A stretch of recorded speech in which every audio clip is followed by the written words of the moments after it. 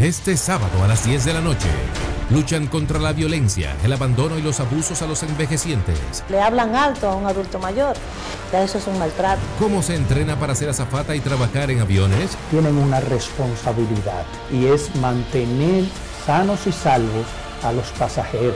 El movimiento 14 de junio, protagonistas y su significado en la historia. Depusieron sus intereses personales por el bien común. Perdió las manos por una descarga eléctrica, pero con prótesis construyó su casa y hogar ejemplar.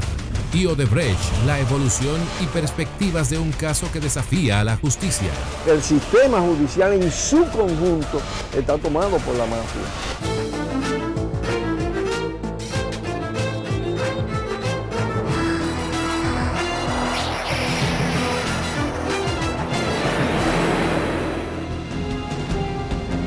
Hola, ¿qué tal? Muy buenas noches. Señores, bienvenidos una vez más a Zona 5. Gracias por estar con nosotros. Bienvenidos a esta entrega, como siempre, aquí listos para llevar hasta sus hogares una vez más una producción preparada por nuestro equipo con muchísimo esmero y que sabemos que va a ser del disfrute de toda la familia dominicana. Nuestra bienvenida a quienes nos siguen desde aquí, República Dominicana, y desde todo el mundo a través de Telemicro y Telemicro Internacional. Soy Laura Castellanos. Bienvenidos a Zona 5.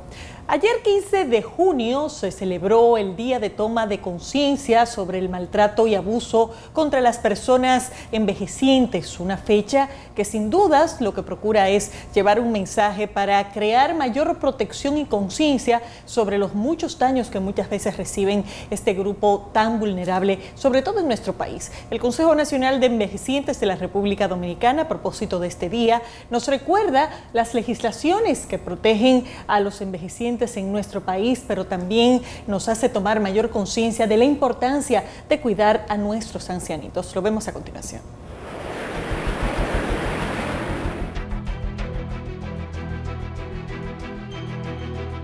Mira la señora cómo la dejó. Causó gran consternación en la población el video de una abuela de 78 años que fue golpeada por su nieta en Barahona en marzo pasado. En las imágenes se evidencia la forma en que la señora había sido maltratada.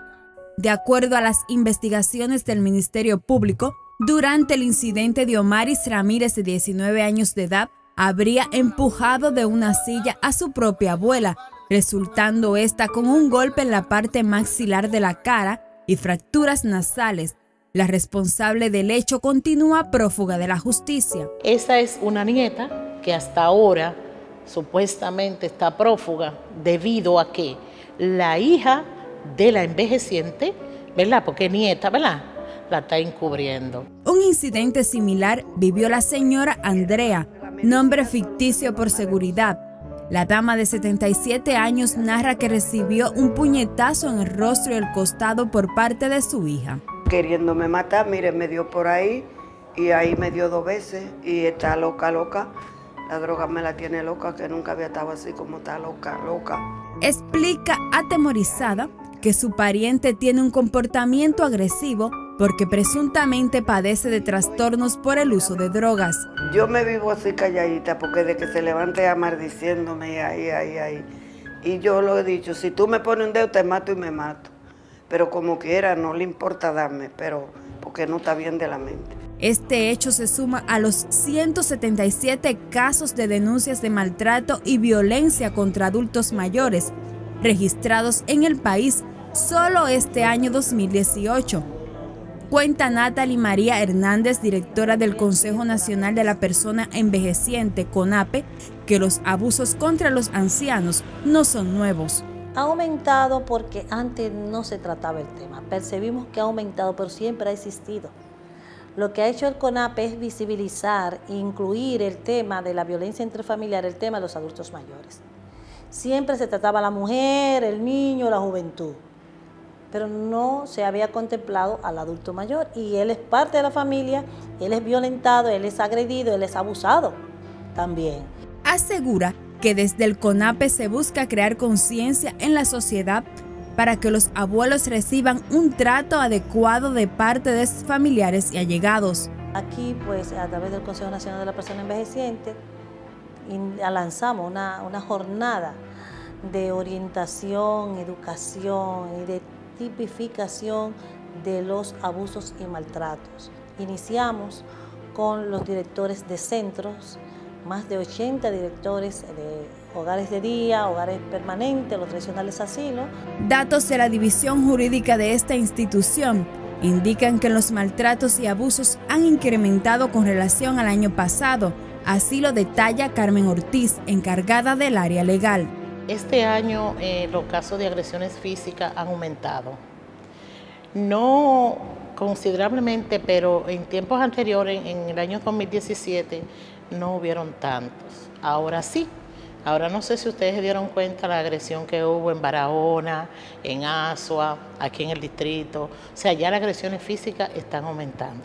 Aunque han disminuido la violencia psicológica, los conflictos familiares debido a las promociones, a la charla que se le dan. Los atropellos pueden ser desde subirle el tono de voz, dejar de suplir los medicamentos, hasta llegar a la agresión física. Afirma Jenny de Rosario del área de asistencia social que el adulto mayor es olvidado y aislado en su propia casa. Es que son olvidados, ignorados por completo. El niño está pendiente de quizás de sus asuntos de educación, de su tarea, que me lleven al parque, vamos a hacer esto. Los padres inmersos dentro de su ritmo laboral de trabajo.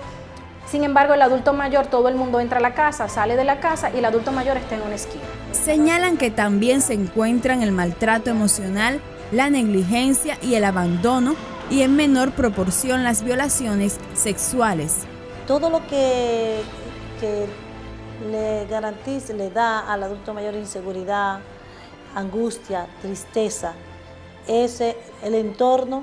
Si sucede eso, entonces hay un abuso o un maltrato. Afirman que una de las opresiones más comunes contra los envejecientes es despojarlos de sus pertenencias e inmuebles. Otro es que se da con mucha frecuencia, son adultos mayores que tienen su casa y muchas veces los hijos se quedan a vivir en la casa del adulto mayor. Pero resulta que el que menos derecho tiene es el adulto mayor, que es el dueño de la casa. Generalmente siempre, porque si tú te fijas, las agresiones siempre son de familiares cercanos, hijos, nietos, hermanos, pero comúnmente los hijos. Entonces, ¿qué pasa? A veces ellos sufren el tipo de maltrato porque no quieren que se someta a su hijo. Entienden que el temor que tienen las víctimas de que los agresores sean encarcelados se trata de la principal problemática. Tal es el caso de la señora Andrea, quien pide que no sometan a su hija. Si me van a ayudar, que me la lleven a un sitio, eso es lo que quiero. Nada de presa, nada de eso. Esa señora, precisamente llegando ustedes, llega a denunciar que fue agredida por su hija. Son casos que son penosos porque según la situación de ella, su hija no es que tiene trastorno, sino que usa estupefacientes por muchos años y la agreden. Entonces, ¿qué pasa ahí? Ahí es lo penoso, cuando los adultos mayores no quieren que los sometan. Tomar conciencia de que se debe denunciar a tiempo cualquier forma de maltrato o abuso, según aseguran, es una ardua tarea. Ellos no están solos, que hay una institución, que es el Consejo Nacional de la Persona Envejeciente, que vela por la garantía de sus derechos. Y que cualquier conflicto que haya en la familia, que a veces ellos temen, dicen, bueno, no voy a reportar porque entonces va a haber conflicto, mi hijo va a alejarse, o mi hija, ¿verdad? Que eso es su tesoro. Sepan que no, que nosotros la experiencia que tenemos es que conciliamos y ese hogar es más fortalecido, el adulto mayor está más seguro y más feliz. Al conmemorarse el 15 de junio, Día Internacional de la Toma de Conciencia contra el Abuso y el Maltrato de los Adultos Mayores, se recuerda que es un delito todo perjuicio, ya sea emocional o físico, que se cometa contra un anciano. Cuidar de ellos requiere dedicación, porque sus cuerpos ya no son tan fuertes como antes. Son padres y abuelos que en la mayoría de los casos se esfuerzan por sus descendientes, pero al transcurrir los años ahora solo piden que les traten con amor y la asistencia oportuna de sus familiares.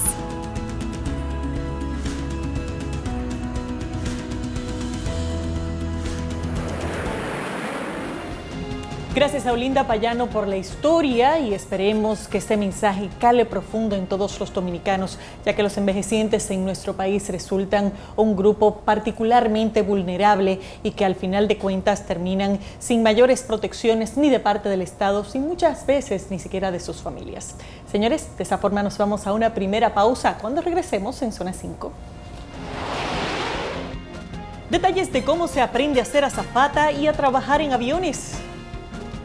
Y el movimiento 14 de junio, protagonistas y su significado en la historia. Siga con nosotros en Zona 5. Para Zona 5, tu denuncia es importante. Cuéntanos tu historia en los números 809-682-5180, 809-689-0555 y 809-200-0585 sin cargos. También nos puedes escribir a nuestros correos y seguirnos en Twitter y YouTube.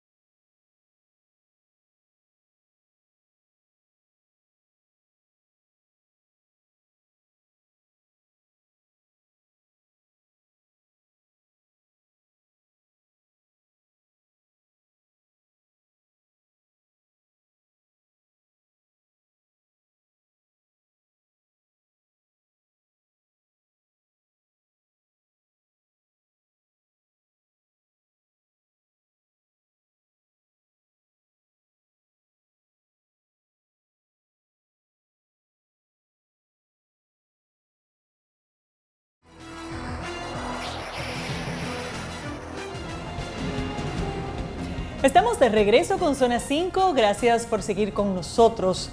¿Qué se hace y cómo se trabaja durante un vuelo de avión? Es el contenido especializado de un curso orientado a educar los tripulantes de vuelos y de aviones. Se trata de Tripulantes para Viajes Especiales, un programa educativo del cual nos cuenta más a continuación nuestra compañera Rafelina Bisón.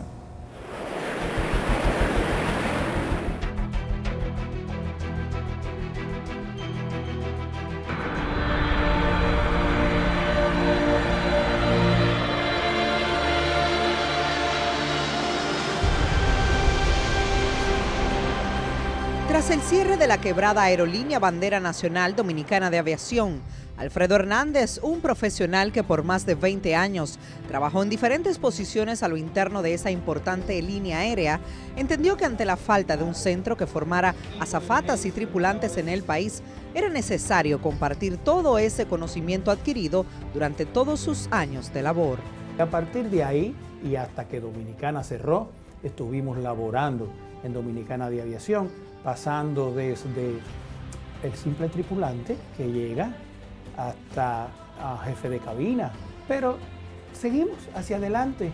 Luego pensé, ¿por qué aquí en República Dominicana no existe una institución, algo que cuando los jóvenes como yo sueñan, ven una película, ven pasar un avión, y dicen, oye, si yo estuviera ahí, si yo fuera tripulante, si yo fuera azafata? Y aquí no hay cómo hacerlo.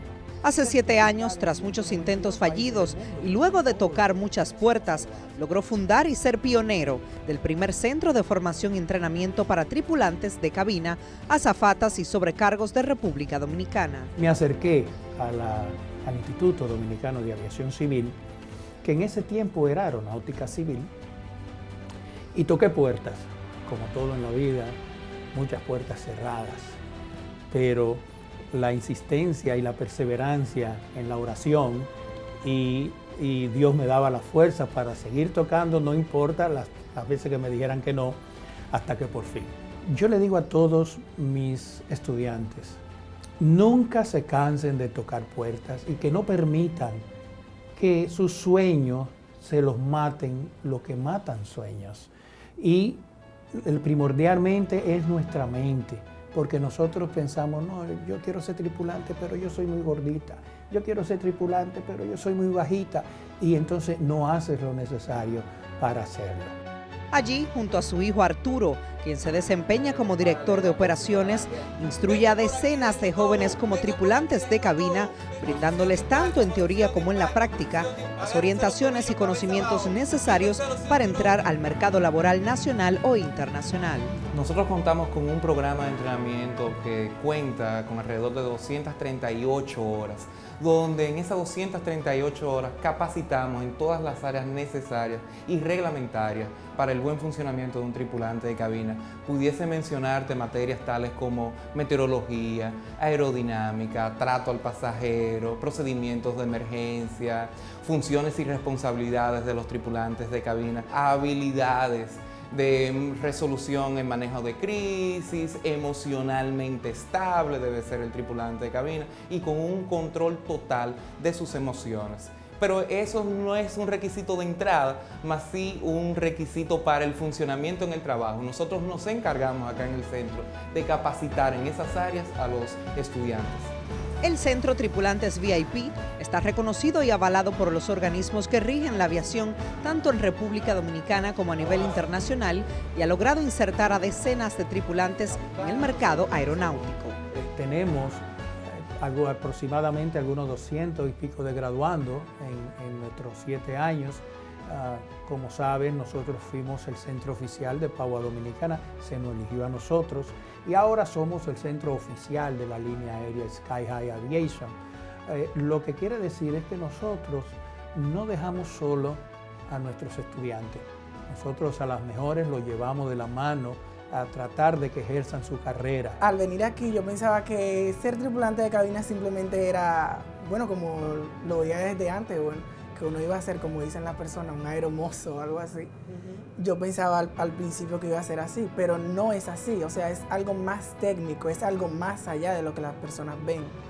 Porque nosotros tenemos que encargarnos, en primer lugar, de la seguridad de las personas y luego de brindarle un buen servicio para que tenga un vuelo más placentero. A medida que iban avanzando las clases, como que el amor se fue incrementando por la carrera. Y cada vez que uno conoce más sobre esto, se aumenta el amor, y cuando uno se entera de que el principal trabajo de la tripulación es velar por la seguridad de los pasajeros, uno como que siente esa pasión aún más, porque está velando por los pasajeros. Y es que aunque para muchos una azafata o tripulante simplemente está para servir bebidas o comidas a los pasajeros de un avión, la realidad es que su función está más orientada a velar por la integridad y seguridad de todos a bordo. Nosotros estamos, los tripulantes de cabina, para la seguridad tanto de los pasajeros como de la cabina de pasajeros. Si sucediera un fuego, ahí está el tripulante que está capacitado para apagar los diferentes tipos de fuego que se pueden presentar en una cabina de un avión.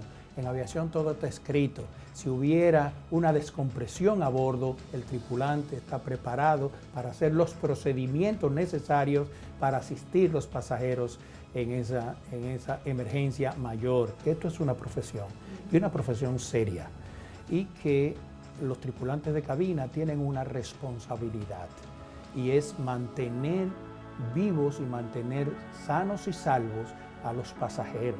Gracias a la calidad del producto que sale de esta institución, sus egresados han logrado ser captados por distintas aerolíneas, las que además reciben muy buena remuneración. Ya nosotros, y eso para mí es un gran placer, estamos exportando tripulantes de cabina. Ya hay líneas aéreas que han venido y están viniendo ahora a la República Dominicana buscando tripulantes de cabina y se los llevan, ya sea en las islas, ya sea en otras partes del mundo, se lo están llevando. El trabajo del tripulante de cabina le brinda la oportunidad de un cambio de vida realmente a los tripulantes de cabina, no solamente por los buenos sueldos que se manejan, que sí se manejan buenos sueldos de calidad, sino que también trae consigo la ventaja de que se trabaja en base a dieta, y esto significa un flujo de dinero en efectivo diario a la semana según las operaciones. Tenemos tanto estudiantes trabajando en líneas aéreas nacionales como en líneas aéreas internacionales.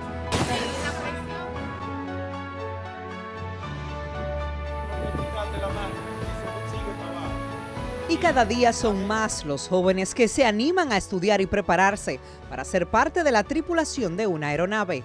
Hasta el momento son más de 200 los que han pasado por estas aulas, logrando emplearse y mejorar su calidad de vida en un mundo tan fascinante, pero a la vez poco común como lo es la aviación.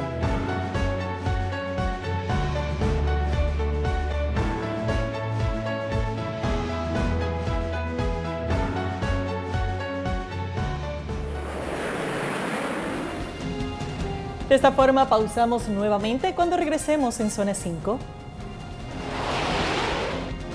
El movimiento 14 de junio, protagonistas y su significado en la historia. Y perdió las manos por una descarga eléctrica, pero con prótesis construyó su casa y hogar ejemplar. Mantenga la sintonía con Zona 5.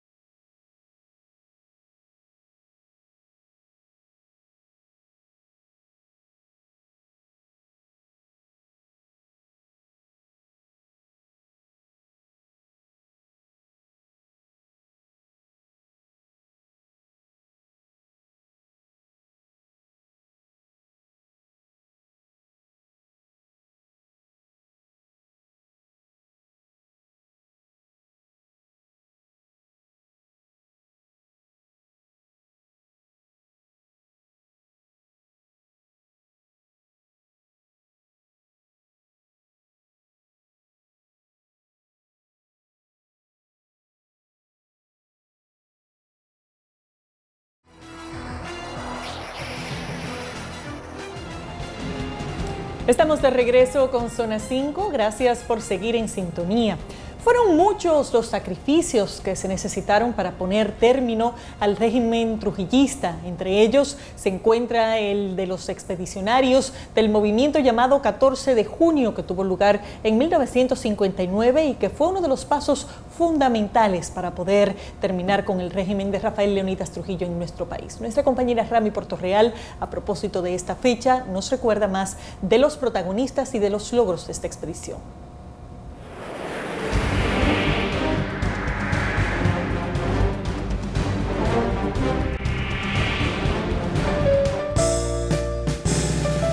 El 14 de junio de 1959 tuvo lugar la expedición más grande que llegó a suelo dominicano con intenciones de derrocar la dictadura de Rafael Leónidas Trujillo.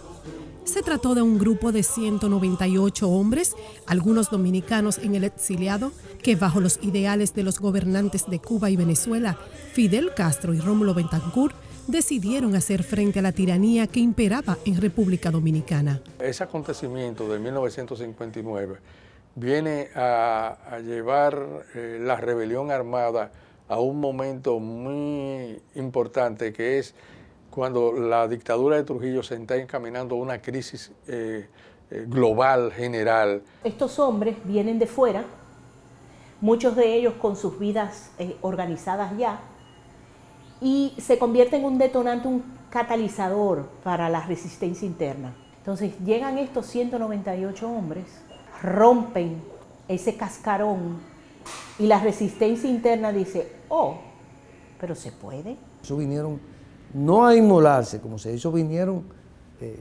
llenos de patriotismo, así como dice, y vinieron a liberar este país de la tiranía trujillista con una conciencia.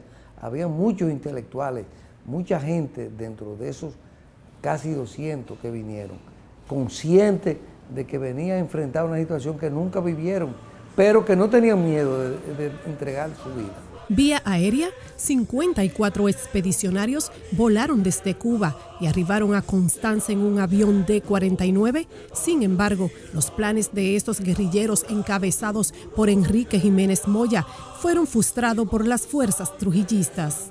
Algunos perecieron en combate, otros fueron apresados y torturados y obligados, bajo opresión, a revelar la trama de los expedicionarios. La expedición va dejando sus rastros para nuevas intenciones de rebelión armada, en los años siguientes, de 1960 y 1961, quiere decir que el valor que tiene el acontecimiento no se puede ver como un fracaso. Pero el 20 de junio, la lancha Carmen Elsa llegó a Maimón con 96 expedicionarios, comandada por José Horacio Rodríguez y finalmente capitaneada por José Mesón. A su vez, la Tinima desembarcó en Estero Hondo con unos 48 expedicionarios, capitaneada por José Antonio Campos Navarro. Estas embarcaciones también fueron atacadas por las fuerzas trujillistas. La mayoría de los guerrilleros perecieron y los sobrevivientes fueron detenidos.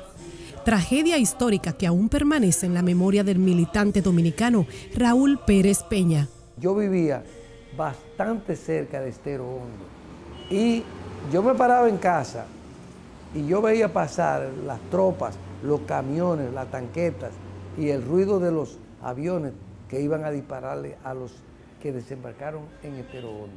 El legado de este hecho es valorado por estudiosos de la historia, quienes lo consideran como uno de los acontecimientos históricos de mayor trascendencia, ideados con el propósito de erradicar la tiranía de Trujillo. Su entrega, su solidaridad. Ellos eran un grupo heterogéneo de hombres, donde había de todo, de todas las de todas las tendencias dentro de lo que es la ideología política. Habían demócratas, habían comunistas, habían socialistas. Entonces, el mayor legado es que ellos depusieron sus intereses personales, sus convicciones individuales por el bien común. La cantidad de personas que en nuestra sociedad han muerto en luchas y que han entendido de que esa muerte ha dejado mensajes de vida para los que vienen en las próximas luchas. Entonces eso nos indica a nosotros que eso fortalece subjetivamente a la gente. Había mucha conciencia social. Son lindísimas, hermosísimas la historia de muchos de ellos que supieron perseverar con esa conciencia. Entonces, nosotros tenemos ahí otro foco de convencimiento, de reafirmación, de que esta causa es justa. Entienden que aunque la insurrección armada de los expedicionarios fue derrotada, no así sus ideales y ansias de ser libertados del régimen dictatorial. De acuerdo al historiador y sociólogo Antinoe Fiallo, las expediciones de junio posteriormente fueron la inspiración para el surgimiento en la clandestinidad del movimiento revolucionario 14 de junio, también conocido como Agrupación Política 14 de junio, un grupo organizado para la resistencia interna en el país, dirigida por el joven abogado Manolo Tavares Justo. Es cierto que desde el punto de vista estricta militarmente se considera que no logró lo que buscaba, pero sí la herencia que dejó dentro de ese proceso de organización de rebeliones fue muy importante, porque entonces trajo como consecuencia la organización del movimiento clandestino 14 de junio. Este movimiento político inmediatamente inició una intensa campaña de oposición a Trujillo, convirtiéndose en la tercera fuerza política de ese entonces. Todo el mundo conoció a un catorcista preso, o un catorcista involucrado, o un catorcista que lo mataron, o un catorcista que lo perseguían. El movimiento estremeció, ese movimiento que despertó a consecuencia de la llegada de los héroes del 14 de junio. Las vidas de estos mártires de la historia dominicana encuentran un espacio muy importante en el Museo Memorial de la Resistencia Dominicana, en donde se narran los detalles de las expediciones con narraciones apoyadas con fotografías de los expedicionarios y parte de sus reliquias donada al museo por sus familiares. En esta sala nosotros tenemos, por supuesto, la explicación bien detallada de qué consistió tanto el movimiento como el ejército y como la operación de las expediciones. Los estudiantes vienen y consiguen aquí información extra que no hay en sus libros de historia del colegio, de la escuela. Este no fue el país por el cual murieron tanta gente. Murió tanta. República Dominicana del presente, es víctima de una involución de valores. Es totalmente lo contrario a esos héroes y mártires por los cuales luchamos. La gente termina diciendo, no, hace falta un Camaño, hace falta un Manolo. ¿Tú ves? Hace falta los héroes del Junio para que lideren este país. Una sala memorial que busca mantener viva la historia de estos mártires se dedica a los héroes del 14 de junio en la estación Centro de los Héroes del Metro de Santo Domingo, donde también se exhibe la historia de la gesta histórica. El único sobreviviente de la expedición del 14 de junio es el comandante cubano Delio Gómez Ochoa, quien se desempeñó como asesor para asuntos militares, de organización y preparación de disciplina en el campamento de la expedición del 14 de junio que comandó Enrique Jiménez Moya. Y en su libro titulado Constanza, Maimón y Estero Hondo, la victoria de los caldeos, relata lo sucedido en la expedición. A 59 años de la expedición de Constanza, Maimón y Estero Hondo, la República Dominicana guarda en su memoria este imborrable legado histórico. Estos hechos en los cuales este grupo de hombres de firme convicción se arriesgaron contra el más déspota régimen, solo importándoles que los dominicanos pudieran vivir en libertad.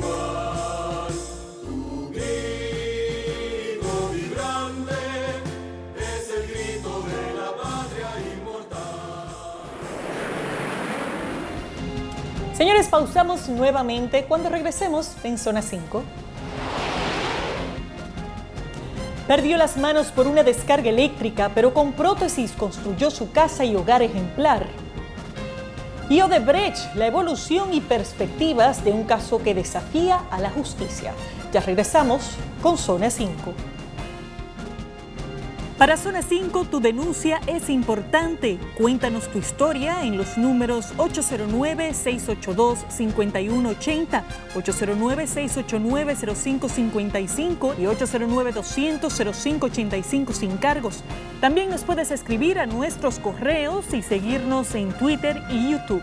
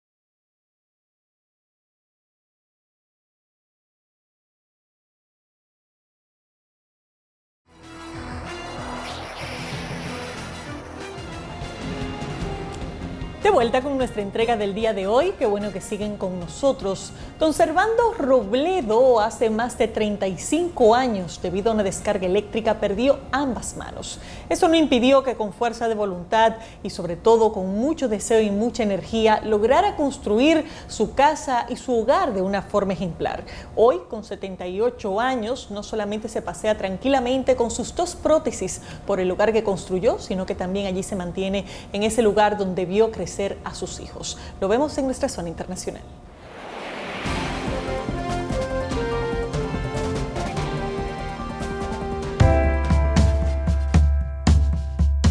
A sus 78 años, don Servando caminó por su casa, ya acostumbrado a hacer una vida normal, a pesar del obstáculo que le puso la vida. Durante más de 34 años, ha superado la pérdida de ambos brazos que sufrió por un accidente de trabajo, en donde una descarga eléctrica casi le quita la vida, pero nunca la esperanza. Cambia uno, tiene que cambiar. Pues así, haciendo la lucha, que no falte nada de comida en mi mesa. En su casa, de un barrio popular de Gómez Palacio, Durango, da una muestra de cómo su actitud, empuje y su trabajo pueden salir adelante. El accidente ocurrió en 1983. Trabajaba como operador del Boy Scout. Por un error, tocó un cable de alta tensión. Estaba desmayado, o sea que iba hablando, pero entre la vida y la muerte. Dios me ayúdame, Dios me ayúdame. Ahí te encargo a mis hijos. me agarraron de una mano y se llevaron la carne. Tras 2 días, los médicos tuvieron que amputarle la mano derecha. Siguió con la recuperación, pero 2 meses después, la noticia no era buena. Tenían que amputarle el otro brazo. Tenía que decidir porque pues, la mano, entre más estaba peor. Ya cuando sentimos más feo es cuando ya le cortaron la otra mano. Pensábamos que ya no íbamos a tener dinero.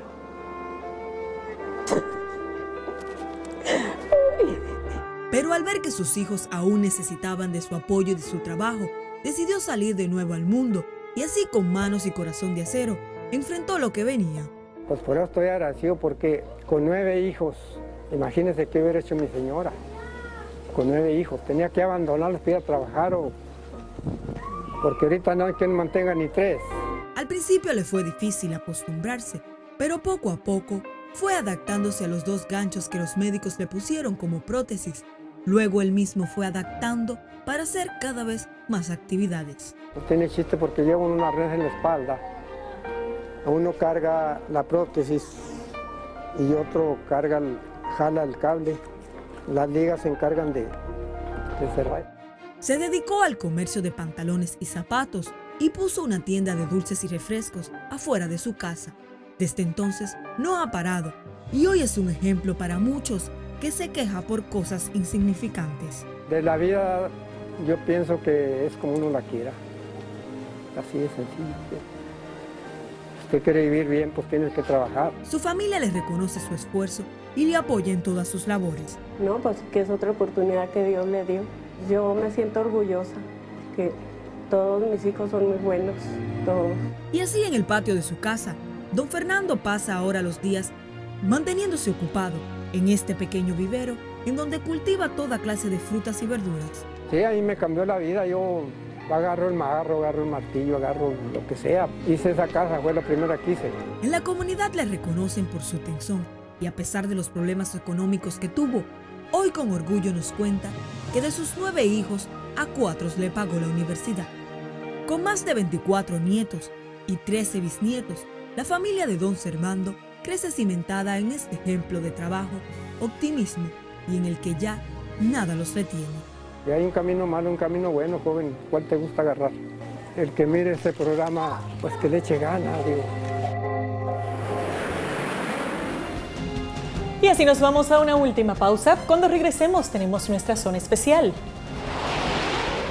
El caso Odebrecht, la evolución y perspectivas de un caso que desafía la justicia. Todos los detalles del tema en breve en Zona 5.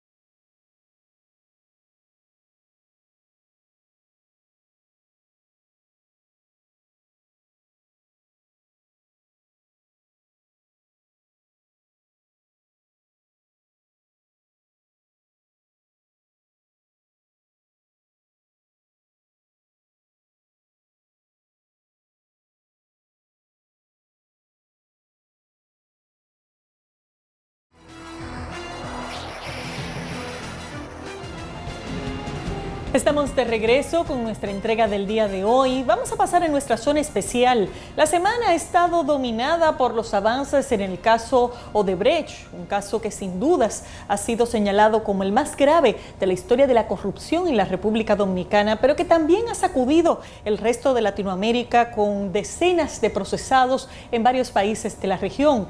En nuestro caso, la Procuraduría ya ha presentado acusación contra un grupo de los que habían sido involucrados inicialmente en el expediente expediente, otros resultaron excluidos, a pesar de que muchas personas tienen la impresión de que algunos más debieron estar, y sobre todo muchos otros que se ven vinculados desde afuera al caso tampoco forman parte de este expediente, llevando a la población a preguntarse si realmente están todos los que tienen que estar. Ángel Jiménez estudia los avances y los pasos procesales que se están dando con este caso y nos cuenta más a continuación.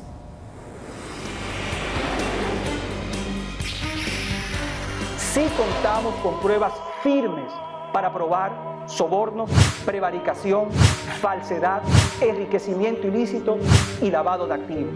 Es decir, podemos afirmar de manera clara y precisa que sencillamente han recibido sobornos y sus números no cuadran. Un expediente acusatorio con más de 500 páginas sobre el caso Odebrecht fue recientemente presentado por la Procuraduría General de la República Dominicana. En palabras del propio jefe del Ministerio Público, Jean Alain Rodríguez, se pudo constatar que 7 de los implicados en este megacaso de corrupción alegadamente enriquecieron sus patrimonios de una manera desproporcionada a través del recibimiento de supuestos sobornos por parte de la empresa brasileña. Hemos comprobado de manera contundente e irrefutable que estas personas ostentan un patrimonio que simplemente no corresponde a sus salarios y que no lo pueden justificar. Pero la acusación del Ministerio Público en contra de los imputados del caso Odebrecht de inmediato generó inconformidad entre los distintos sectores sociales que se han mantenido en pie de lucha contra la corrupción y la impunidad en República Dominicana. Ha trabajado el Ministerio Público para impedir que la justicia alcance especialmente a la cúpula y a la élite del PLD. Es una asociación de malhechores integral, desde el Palacio Nacional, el sistema judicial, Congreso, Cámara de Cuentas, todo eso está amarrado. El comunicador Jonathan Liriano y el dirigente de izquierda Narciso Isa Conde son dos activistas del movimiento Marcha Verde y sostienen que las investigaciones y el expediente acusatorio elaborado y presentado por el Ministerio Público se tratan de una farsa cuyo único fin es garantizar la impunidad a los corruptos que, según ellos, se robaron miles de millones de pesos a través de las sobrevaluaciones de las obras. El sistema judicial en su conjunto está tomado por la mafia y la dirige ahora mismo el presidente de la República y su claque palaciega. Estamos frente a un partido que, además de robarse los recursos públicos, crea un orden institucional que lo protege, se burla del pueblo dominicano y además hace una estructura que les hace intocable. Para el director ejecutivo del movimiento cívico no partidista Participación Ciudadana, Carlos Pimentel, la exclusión de 8 de las 14 personas que en principio estaban siendo imputadas revela las evidentes deficiencias y la fragilidad con las que los fiscales del Ministerio Público decidieron investigar a algunos sí y a otros no, debido a sus supuestos vínculos y relaciones de poder. No hay forma de profundizar en una investigación de una estructura delictiva que funcionó en el país durante más de 14 años si no se incluye lo relacionado a los sobornos, a las sobrevaluaciones y al financiamiento de campaña. A los ahora 7 imputados se les atribuye la comisión de delitos violatorios a la Ley 448-06 sobre sobornos, el lavado de activos, enriquecimiento ilícito y otras tipificaciones penales existentes en el orden jurídico dominicano. El pueblo dominicano necesita que una investigación a todas luces pueda aclarar sin ningún tipo de duda cómo funcionó esa estructura en el país, cuáles eran las tareas que tenía el Departamento de Operaciones Estructuradas de Soborno que funcionó en la República Dominicana, y para eso es necesario que el Ministerio Público pueda mostrar claramente la ruta del dinero, a quién Odebrecht le entregó. En todos los países de la región donde operó esta empresa, pues se investiga y se sanciona. En el caso de la República Dominicana, los niveles de impunidad impiden avanzar en una investigación que pueda establecer responsabilidades a actores políticos y a empresarios.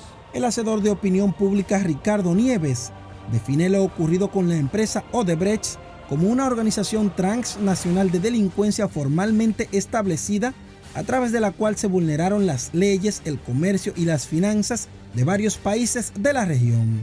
Porque fue una corporación mafiosa dedicada a la extorsión, el chantaje y también a las ventajas comparativas dentro de los llamados procesos de licitaciones de obra en los diferentes estados. Nunca perdía. Y no podía perder porque utilizaba el soborno como el arma fundamental para sus propósitos. Y de esa manera sobornaba a gobernantes, funcionarios, ministros, directores, legisladores, empresarios y políticos. Sin embargo, asegura que a diferencia de lo que ocurre en otros países, en la República Dominicana no se tienen muchas esperanzas de que la justicia actúe de manera independiente. Lo vergonzoso de todo esto para la República Dominicana es que siendo un país tan pequeño, con 11 millones de habitantes y menos de 50.000 kilómetros cuadrados, nosotros ocupamos el segundo lugar en el ranking de los montos de soborno, más de 92 millones de dólares. Sin embargo, en Perú hay 3 expresidentes perseguidos, un presidente destituido, un ministro que ya fue condenado, 4 están siendo investigados y la oposición política también está en investigación. En el único país del planeta donde se formó una comisión que sustituyó la justicia fue en la República Dominicana. Entonces, por eso Punta Catalina sale ilesa hasta ahora en las investigaciones porque no ha habido voluntad, porque es imposible que se investigue la Casa de Gobierno sabiendo que eso fue un proyecto que asumió el primer mandatario de la nación. El empresario Ángel Rondón, el ex ministro de Obras Públicas y ex director de INAPA Víctor Díaz Rúa, el abogado Conrado Pitaluga, el ex presidente del Partido Revolucionario Moderno Andrés Bautista, el ex diputado y también ex senador Juan Roberto Rodríguez, el actual senador por San Cristóbal Tommy Galán y el ex senador y ex presidente del Senado Jesús Vázquez son los actuales imputados contra los cuales la Procuraduría inició el proceso de acusación formal y petición de apertura a juicio, atendiendo a que estos sujetos son parte o los supuestos responsables de unos 16 contratos fraudulentos contraídos entre el Estado Dominicano y la empresa Odebrecht. Entre las acusaciones a los imputados se les indilga haber realizado unas 524 transacciones dudosas, además de poseer muebles e inmuebles que van desde villas lujosas, yates, vehículos y otros bienes. Que ahí se van a citar posiblemente a más de 100 legisladores como testigos a cargo y descargo, pero también serán citados la mayoría de los exministros de Finanzas, también los exconsultores jurídicos del Poder Ejecutivo, prácticamente cerca de 50 senadores y exsenadores tendrían que comparecer a esa audiencia como testigos, donde esos imputados los van a requerir. El abogado Amadeo Peralta explica cuál y cómo será el procedimiento a seguir en este caso, que según su experiencia y debido a la complejidad del tema, pone en jaque al sistema judicial dominicano. Los encartados en ese proceso están en jurisdicción privilegiada solamente por el senador Tommy Galán. Si el caso sigue en la Suprema Corte de Justicia, tienen que decidir qué juez va a llevar el proceso y va a ser un juez unipersonal, conociendo en audiencia preliminar de conocimiento de pruebas. De ahí que ese nuevo juez que pueda ser designado para ese caso tendrá una carga muy pesada en materia de recolección de pruebas y de validación de pruebas y de escucha de testigos. Ya para el caso de que ese juez determine que existen méritos serios, precisos y concordantes que puedan comprometer la responsabilidad penal de alguno de esos encartados, entonces los envía a juicio de fondo. Y en ese juicio de fondo sí sería necesario la presencia de un tribunal más ampliado, compuesto por 3 jueces o por 5 jueces de la Cámara Penal de la Suprema Corte de Justicia. Pero mientras tanto, los verdes han decidido retomar nueva vez su lucha contra la corrupción y la impunidad y desde ya salieron a las calles anunciando una serie de medidas y actividades que van desde la colocación de carpas, movilizaciones y vigilias en gran parte de la geografía nacional. La Marcha Verde rechaza totalmente este expediente y lo califica de inaceptable. Es una burla a la ciudadanía que no se puede tolerar ni un ápice. Con más de 1.700 pruebas, dice contar el Ministerio Público para encauzar a los implicados en este caso, catalogado como uno de los más grandes escándalos de corrupción en el país. Lo que sí de una manera suspicaz ha salido a relucir en la opinión pública es aquella frase de si están todos los que son y son todos los que están, ya que llamó poderosamente la atención la exclusión sin explicación alguna de varios de los imputados, contra los cuales el Ministerio Público no presentó acusación cuando incluso algunos de estos, por ejemplo el exministro y miembro del comité político PLDista Temístocles Montaz, admitió públicamente haber recibido dinero para invertirlo en campañas presidenciales del Partido Morado. Esto además de que obras como Punta Catalina tampoco fueron mencionadas en el expediente y la empresa brasileña continúa normalmente con sus operaciones en el país.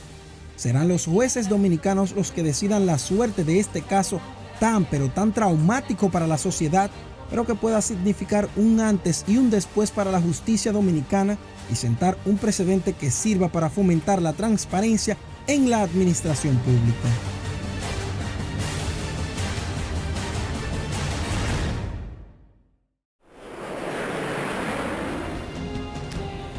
Tendremos que tener mucha paciencia para ver cómo paulatinamente se va desarrollando este proceso judicial que por su naturaleza promete ser largo y complejo, pero sobre todo guardemos las esperanzas de que este no sea el único grupo de personas que sea incluido en el expediente. Muchos tenemos la impresión de que faltan más personas que deberían ser procesadas, que se han visto involucradas con el caso, que hay un clamor público incluso que lo señala y que todavía no han sido incluidos en el expediente. La Procuraduría tendrá la oportunidad de seguir avanzando en sus indagaciones y ya veremos en qué concluye el famoso caso Odebrecht en nuestro país.